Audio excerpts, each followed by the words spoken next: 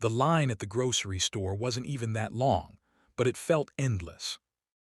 Mrs. Arif shifted her weight from one tired foot to the other, trying to keep the basket balanced against her hip.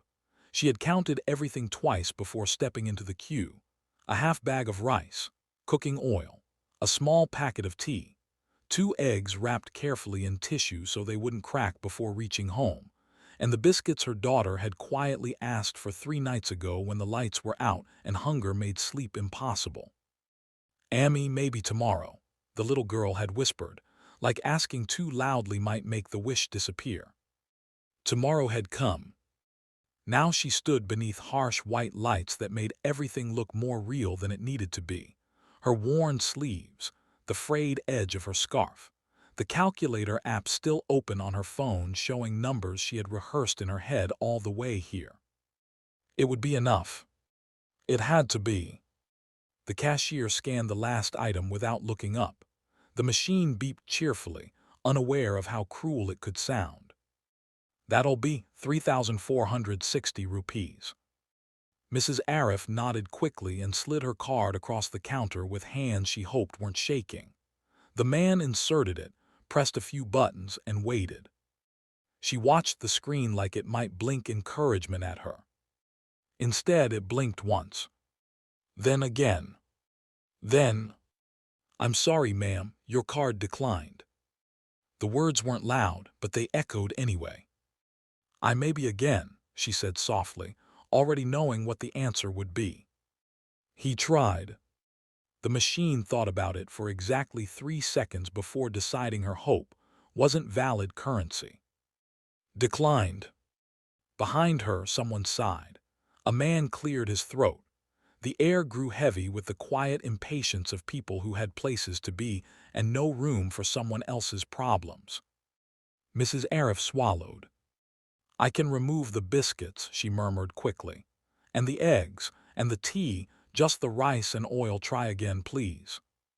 Her voice had dropped low enough that she hoped only the counter could hear her shame. Items were pulled back, one by one. Each soft thud against the side felt like something else being taken from her: warmth, comfort, dignity. New total. New attempt. Declined. Her fingers tightened around the basket handle until the metal pressed into her skin. "It's fine," she said, even though it was. "I'll just come back later." She reached for the rice, ready to pretend she had never stood here at all. And then a voice behind her said, calm and steady, "Try mine." At first, she thought she had imagined it. But the cashier looked up. A hand moved past her shoulder, placing a different card on the counter like it belonged there.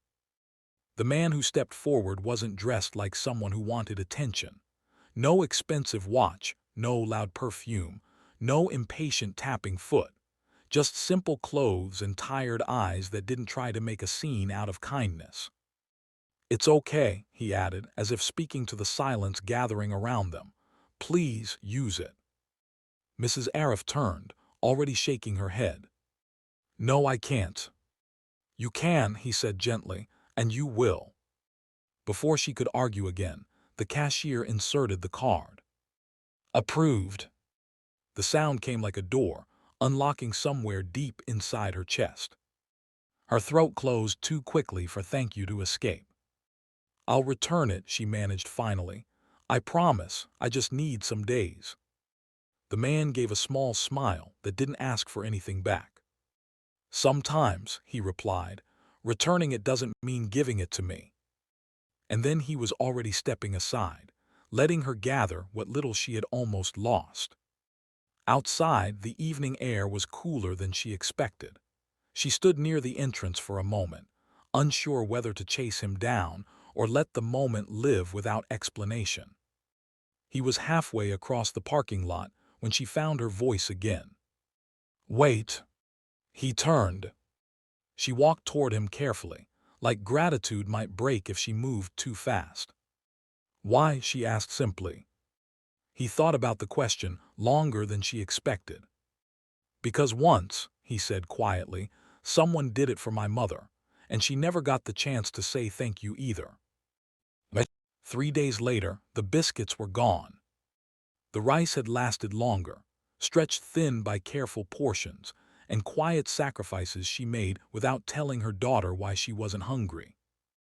Mrs. Arif found herself standing in the same grocery store again, not because she wanted to be, but because life had a way of continuing whether or not your wallet agreed.